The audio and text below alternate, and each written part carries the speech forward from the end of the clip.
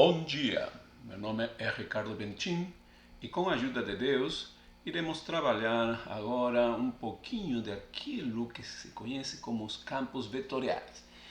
No início a gente tinha, bem no início do trabalho aqui do semestre, né, a gente tinha colocado esse caso, né? Quando tem uma função que pega um elemento de Rn e vai me dar um elemento de Rm. Uma função vetorial, por isso tem a barrinha aqui do f, de variável vetorial. Aqui tem a barrinha 1x, né? Então, vamos lá, gente. Vamos, então, começar nosso trabalho disto. Então, primeiro, temos que dar as definições necessárias, né? Então, simbora!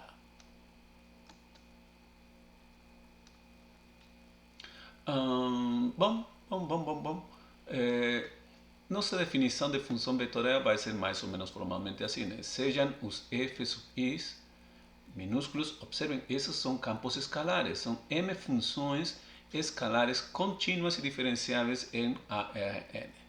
Na verdade, a gente está colocando aqui contínuas e diferenciáveis para trabalhar com funções bem comportadas, né? Para poder derivar e todas essas coisinhas interessantes, né? Mas você pode trabalhar no geral, fazer uma definição mais geral sem considerar isso, e depois você define o que vai ser continuidade, né, de uma função, né, e diferenciabilidade também, né?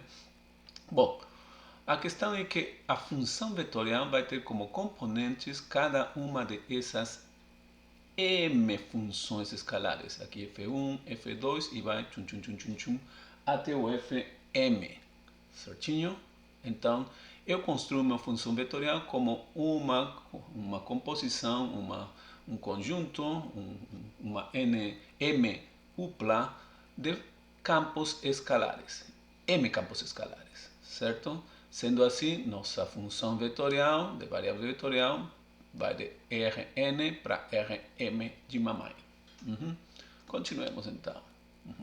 Bom, o que a gente falou, né? Em cada uma dessas funções é possível calcular suas derivadas parciais, porque observem que essa, apesar de ser um campo escalar, aqui tem várias variáveis, né? Dependendo do que escolha, certinho? Bom, vamos talvez ver um exemplo para esclarecer, né? Um exemplinho. Vejamos a seguinte função. Por exemplo, f de xy tem essa forma. Observem aqui, vou partir de R2, vou partir de duas variáveis, só que a função vetorial, neste caso, vai me dar uma, duas, três. Três componentes aqui, né? O primeiro campo escalar é esse, o segundo campo escalar é esse, o terceiro campo escalar é esse, né? E essa função, segundo a nossa definição, ela é contínua, cada uma dessas aqui, né? É contínua e diferenciável, então a função vetorial também é contínua e diferenciável. Certinho? Pronto, gente. Então, vamos continuar aqui. Tem muitas coisas interessantes, mas, como a gente já fala sempre, nós estamos trabalhando a nossa base, né? O que a gente falou. Isso representa um campo vetorial de R2 para R3. Então, vamos continuar com nossa viagem. Uma das coisas que precisamos definir aqui já é o operador de divergência. Por isso que a gente, na nossa definição, colocou que as funções eram contínuas e diferenciáveis, né? Quer dizer, eu vou ter cada uma dessas é diferenciável em derivadas parciais, então posso derivar, vou chamar S de F1, componente F maiúsculo 1, F maiúsculo 2, F maiúsculo N, né? E como vou definir a divergência? Bom, vou derivar cada uma das componentes, a primeira com respeito à primeira variável, a segunda com respeito à segunda variável e a última, a enésima, com respeito da variável n. Observem que aqui a divergência é definido para funções que vão de Rn para Rn, certo? Eu tenho que ter aqui n para poder derivar com respeito das n variáveis, certo? Essa é uma observação interessante, para não confundir. Outra coisa, o operador de divergência, ele é definido em Rn no geral. Pode ser R2, R3, R5, R7, e aí vai indo. Certo? Tá bom. Isto que temos aqui como nós... e soma. Somam todas as derivadas parciais. Então, obviamente, eu teria aqui coisa. uma soma não é mais um vetor. Então, o operador de divergência, ele me dá um campo escalar. Depois de fazer o trabalho aí, resulta que chegamos em um campo escalar. Bom, legal. Que tal dar um exemplo para esclarecer, né? Precisamos, digamos, vou colocar aqui um exemplo em R3, de R3 para R3. Vejamos isto, né? Temos o campo B barra, X barra, dessa forma. B de X vai ser X, Y, Z de R3. E observem aqui, bom, esse é que está multiplicando todos, mas observem aqui tenho também uma, duas, três componentes. Mesmo a última sendo zero, são três componentes. Então, eu estou indo de R3 para R3. E o que está falando é encontre a divergência do campo B. Do campo vetorial B. O que falava a definição? Pega a primeira componente, mas aqui não dá para ver muito bem a primeira componente, né? Então, vamos colocar multiplicar aqui, multiplicar aqui. Bom, a última eu já sei que vai dar zero, né? Então, BZ vai ser zero. Fazendo a multiplicação, menos y. Façam rapidinho, façam já. Cada componente encontre b de x, b de y, b de z. Já.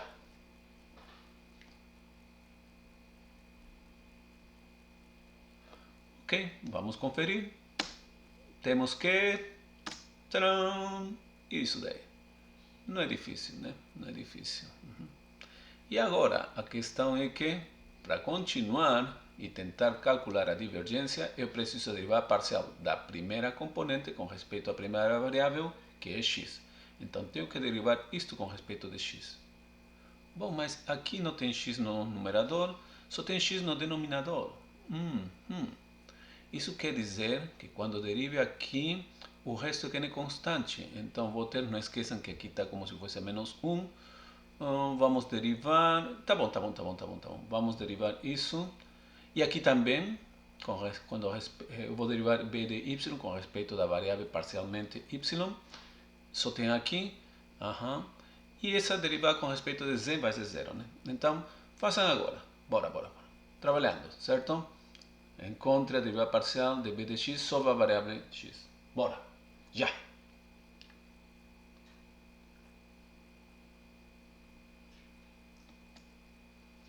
Isso. Como aqui tinha elevado a menos 1, lembram que a gente falou? Quando eu derive, vai aparecer o menos 1 com esse menos que já tinha, pronto. Só que eu preciso derivar aqui com a regra da cadeia, então vai ficar 2x, por isso aparece esse 2x e o menos cancelou. E ainda tem que subtrair menos 1 com menos 1, vai dar menos 2, por isso está no denominador. Essa é a derivada parcial com respeito de x. E agora, com respeito de y, vai ser parecido, né? Então, tentem derivar isso agora.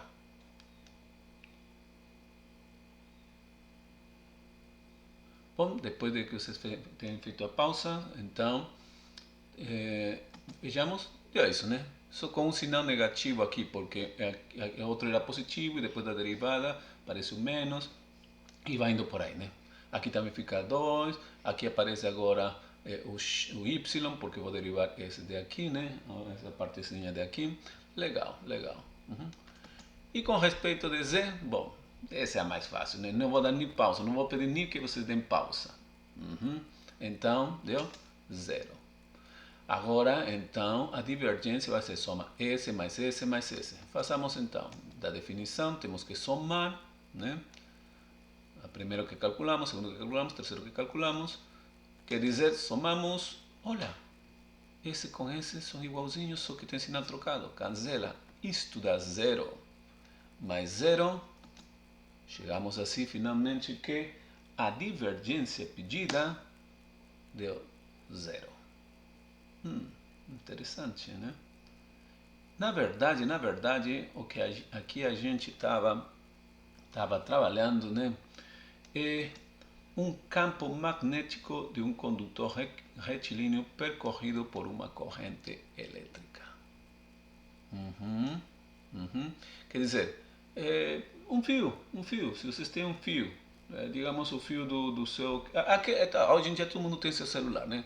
Coloca o carregador do celular. Aí, coloca a carregar, né? Pelo fio está passando uma corrente elétrica. É ou não é? Do carregador Até o celular tem um fio. Então, se vocês calculam os campos magnéticos, vai dar que a divergência do campo magnético é zero. Olha, não estou falando que o campo magnético seja zero. Estou falando que a divergência é zero, né? Bom, alguns ambientalistas usam isso para falar que tudo está cheio de campos magnéticos, né? E que vamos morrer. Não, também não é para ser assim, né? O campo magnético é muito fraquinho. Inclusive, para ver como às vezes o que o pessoal fala não tem lógica, né? Nós moramos constantemente cheio de campos magnéticos, um grande campo magnético. O nosso planeta, o planeta Terra, é um grande imã. Podem conferir, eu não sei o que estou falando, podem conferir no Wikipedia se vocês quiserem, mas muito olho com o pessoal que tenta assustar vocês. Hoje em dia, graças ao bom Deus, temos um monte de informação disponível graças à internet. A internet pode ser uma grande bênção ou uma grande maldição. Cabe usar com sabedoria. Se vocês têm sabedoria, vai ser uma grande bênção, né? Aí com a internet vocês conseguem ver e com sabedoria e não cair no papo de gente alarmista, nossa, terrorista na verdade, né? Vamos continuar aqui. Bom, vamos dar outra definição, outro operador diferencial. Na aula anterior, no final, nas conclusões, a gente tinha falado que íamos ver, né? Como na aula anterior vimos o gradiente, agora vimos a divergência e só falta ver, para fechar muito bem nosso trabalho, é o rotacional. Então, vamos definir o rotacional. O rotacional, a diferença da divergência, não é definido de Rn para Rn. O rotacional é definido de R3 para R3. Quer dizer, tem um campo, digamos F, e as três componentes, F de x, F de y, F de z. Cada um desses Fs de aqui são, que coisa? Representam campos escalares, né? Então, sendo assim, vamos definir o rotacional como isto. É como se fosse produto vetorial, por isso que a notação aqui, o pessoal coloca esse cruz aqui, né? Esse xzinho aqui, né? O operador rotacional seria todo esse daqui, né? Aplicado no campo vetorial agora, né? Na função vetorial de variável vetorial. Bom, tenho aqui I, J, K, aqui os operadores diferenciais de derivadas parciais, e agora vem esse daqui. Como funciona isto? Bom, isto é uma forma rápida de lembrar o que depois é mais usado.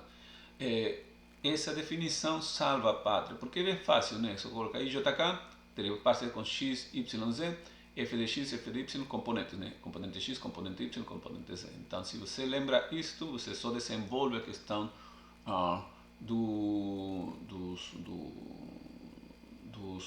menores aqui, faz um determinante, né?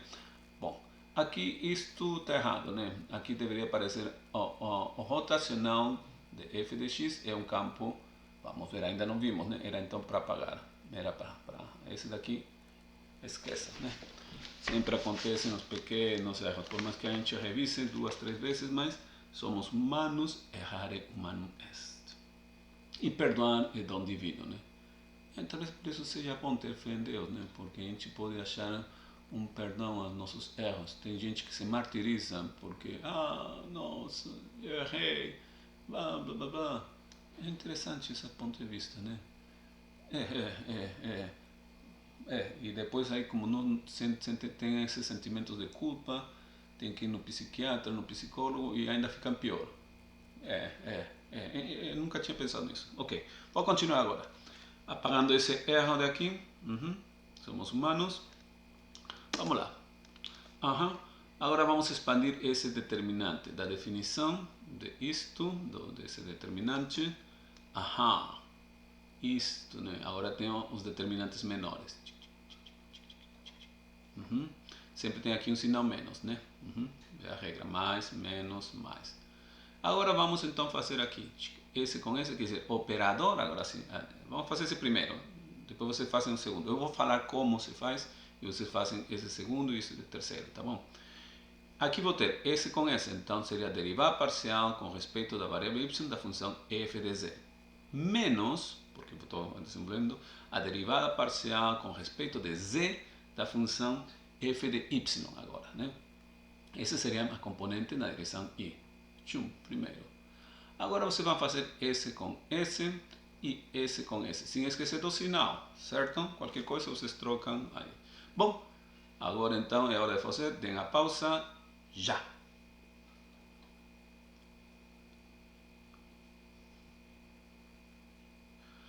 Tudo bem? Depois da pausa, que imagino que agora deu mais tempo para vocês, né? Por isso que eu falo pausa, depois continuam e deu um tempinho, né? Confiramos. Vamos conferir. Vamos ver se dá isto. Isto. Trabalhando os determinantes menores. Isso aí. Com o sinal menos aqui.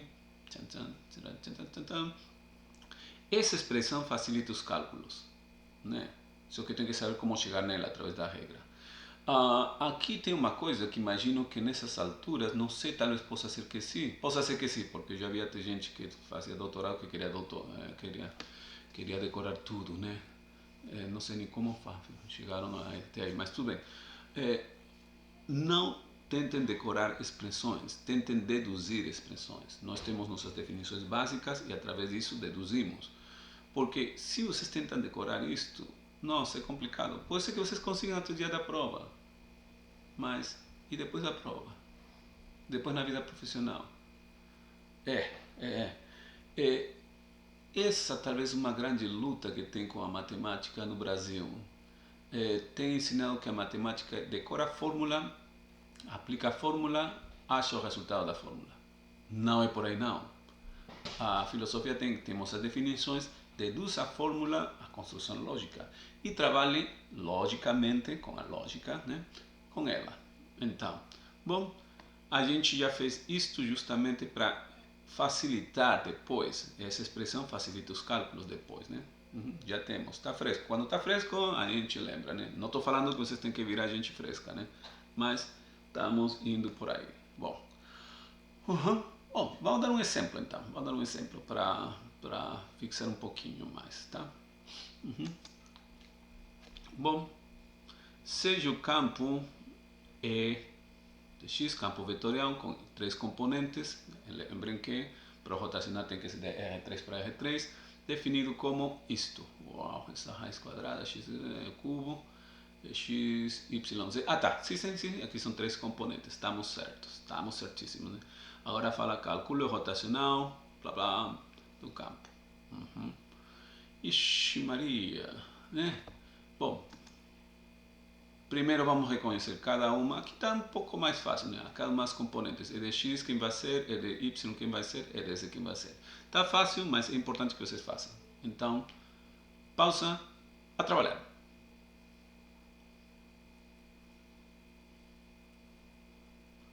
Bom, voltando, só para conferir. Deu isso?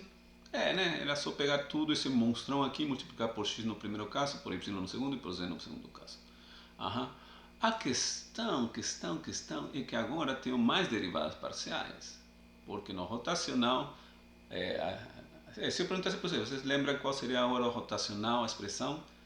Bom, eu lembro do determinante, mas aquela que desenvolvimos, só se a gente desenvolver de novo, né? Por isso a construção lógica é fundamental.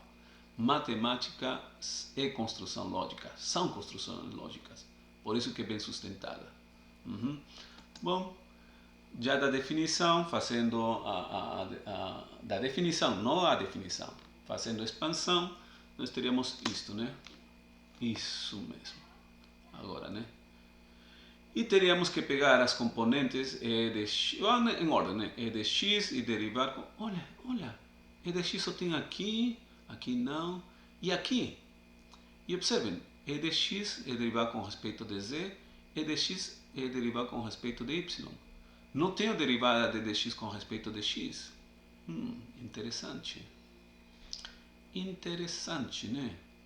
E vejamos aqui também. É bom analisar as expressões. Aqui também, né, temos e de z com respeito de... e de y com respeito de z, e de y com respeito de x. Interessante, interessante. E aqui tenho para z, né, com respeito de y, com respeito de z. Quer dizer, as componentes, por exemplo, a componente na direção z não é derivada com respeito a z, é só com respeito das outras duas. Essa observação vamos plasmar aqui, né? Observemos que Para e de x, precisamos derivar parcialmente sobre y e sobre z. Para e de y também, só que agora se é y com respeito de x e z. E com respeito de z, também, agora vai derivar parcialmente a e de z com respeito de x e de y. Essa observação vai ajudar, né? Porque senão tem gente que já fala, tenho que calcular derivas parciais, e começa a calcular feito um doido, né? Quando na verdade não preciso certas derivadas parciais, né? Por isso, parar, analisar e pensar é muito útil e importante, certo? Mesmo assim, temos um monte de derivadas parciais. C'est la vie, monsieur, c'est la vie, mademoiselle. That's life. We have to do it. Temos que fazer, né? Então, mãos na massa, mãos na obra. Como? Bom, comecemos em ordem, com x com respeito de y e de z, né? Então, vamos lá. Temos essa expressão de dx, vou derivar com respeito de... Na verdade, não, vocês. Com respeito de y e de z. Vai ser algo parecido, né? Porque aqui tem uma certa simetria em y e em z, né? Tão igualzinho. Se eu troco isso, a expressão não muda. Então, se eu faço a primeira, a segunda vai ser bem parecida. Só uma pequena mudança, né? Observem que se eu vou derivar com respeito de y, só temos aqui. Vou dar as dicas. Aí, aqui está a 3 meios, menos 3 meios. Então, vai ter um menos 3 meios. Só que quando eu derivar com respeito de y, vai ficar 2y. Aí vai cancelar com o meio, com o 2. Então vai ficar menos 3, isso por aí. E aqui que estava menos 3 meios, menos 1, vai dar menos 5 meios. Ou raiz de tudo isto, a quinta potência.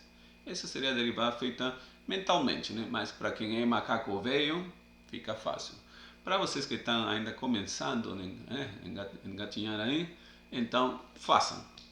A derivada parcial com respeito de y, por exemplo, né? Bora! Agora, dê a pausa já.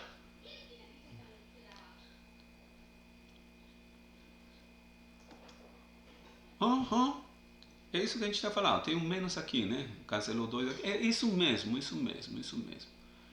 E agora vai ser mais fácil se vocês tentam derivar isto com respeito de z. Faça. Pausa já.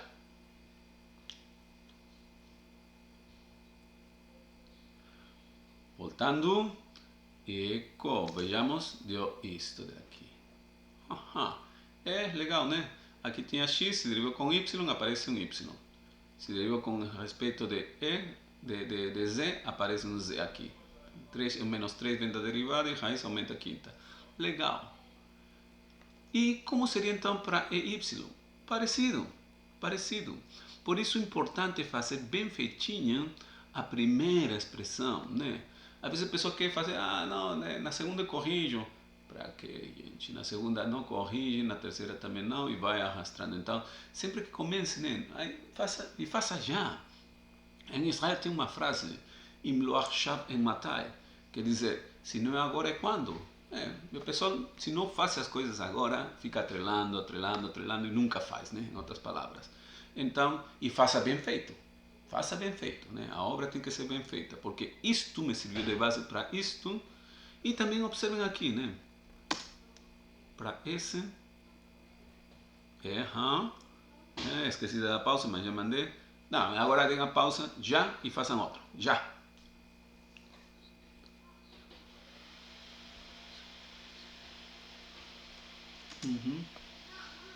Isto. Legal, né?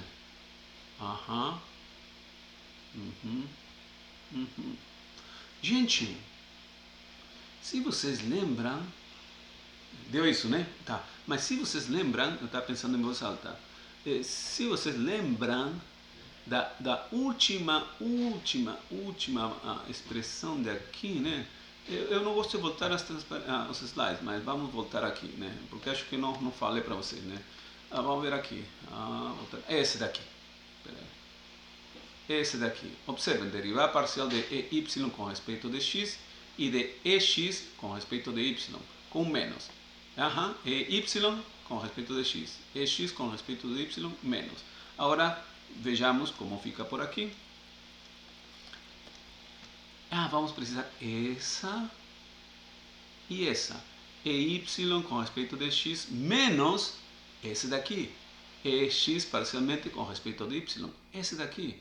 Só que, observem, isso e isso são iguais. Quer dizer, quando eu faço a subtração, né, porque estão subtraídos, essa última componente dá zero. Zero mesmo. Simplificou? Baruch Hashem. Que bom, que bom, que bom. Oh, gente, então, esse era aqui, observa aqui, dá menos 3x isto, menos 3yz. Façamos a outra derivada. Façam aí, façam agora. Deem a pausa, já.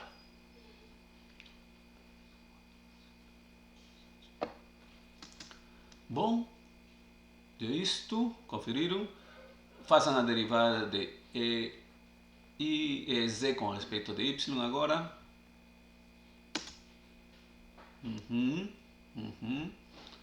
Legal. Se observamos novamente, né? Já estão observando. Se lembra? Não, vamos observar. Vamos voltar. Aqui, né? Aqui estamos. Esse com esse também vão cancelar. EZ, derivada parcialmente com respeito de Y, com a derivada parcial de EY com respeito de Z são iguais. Oh, EZ com Y e Y com Z. Vamos lá. Vejamos aqui. EY com Z está aí. EZ com Y está aqui. Cancela. E o que vocês acham da primeira componente também? Da outra componente? Também vai cancelar. Gente, isso quer dizer que agora podemos colocar todos esses valores, que já sabemos quais que são, né? 0,0,0 no rotacional. E temos então que aqui falta o rotacional, né? O cruz, o rotacional do campo vetorial, e aqui falta um chapeuzinho no zero, porque o vetor 0,0,0. Isto. Bom, deu zero. Legal. Mas a pergunta, sempre que dá zero? Não, não sempre dá zero. Temos coisas por trás disto, coisas físicas, da física, né? Que vamos explicar daqui a pouquinho nas conclusões, nas considerações. O que nós calculamos agora é um caso de o campo elétrico de uma partícula pontual carregada estática. Aqui já temos muitas coisas, mesmo que a gente... É que nem outro caso também, que nem o caso que a gente viu do campo magnético, né? É uma partícula pontual. O que é um ponto?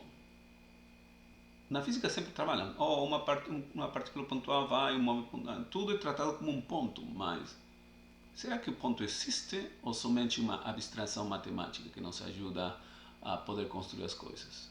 É uma boa pergunta, né? É carregada, tá? Que tem uma carga elétrica. A gente não colocou aqui nos valores do campo, né? Tem umas constantes na frente, tem a carga elétrica, não, para que fique mais fácil para visual, para objetivo da nossa aula, que é dar um exemplo, né, do rotacional, um exemplo diferente da divergência. Tá? Uma partícula carregada estática, quer dizer, ela não se mexe. Se ela se mexesse, muda aqui. Perguntem para o professor de física. Não, a gente vai falar, né? Muda assim. Aparece o que a pessoa chama como uma corrente, a densidade de corrente elétrica. E é parte de uma das equações de Maxwell. Tá? Cada uma dessas é uma equação em particular que foi ao longo da história desenvolvida por certas pessoas, né? Mas o caso a equação aqui, né, está tudo resumido em 4 equações da eletrodinâmica, chama-se equações de Maxwell, né, da eletromagnetismo. Eletromagnetismo, não é só eletrodinâmica, é eletromagnetismo, né? Porque campos elétricos e magnéticos. Bom, vamos então dar nossas considerações finais. O que vimos agora? Conceito de divergência, campo magnético, isto. Lembre que a gente viu era que o campo magnético, como exemplo, era de quê?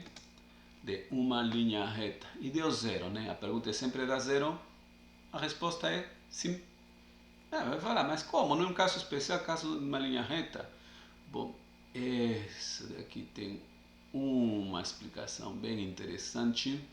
Ah, está relacionado com uma observação que fez nas equações de Maxwell, um grande físico matemático, Paul Adrian Maurice Dirac, um físico britânico. O Dirac ele conseguiu perceber que isto dá zero nas equações de Maxwell porque não existem forma de ter monopolos magnéticos. O que é um monopolo magnético?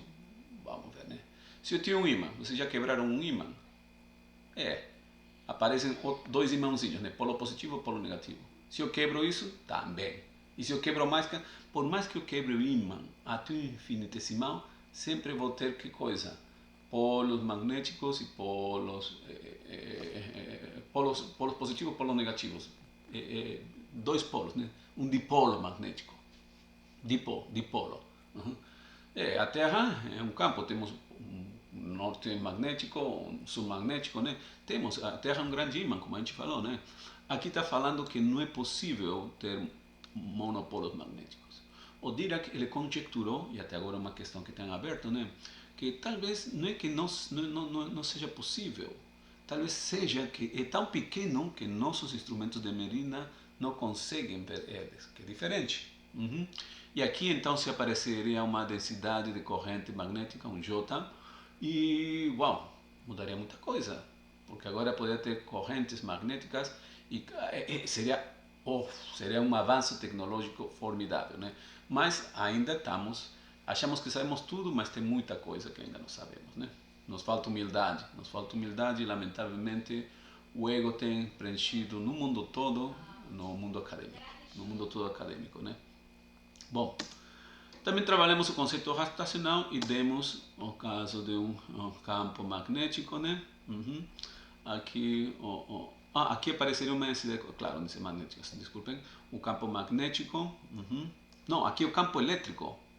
Campo elétrico, corrigem aqui de novo, outro erro, campo elétrico E. Uhum.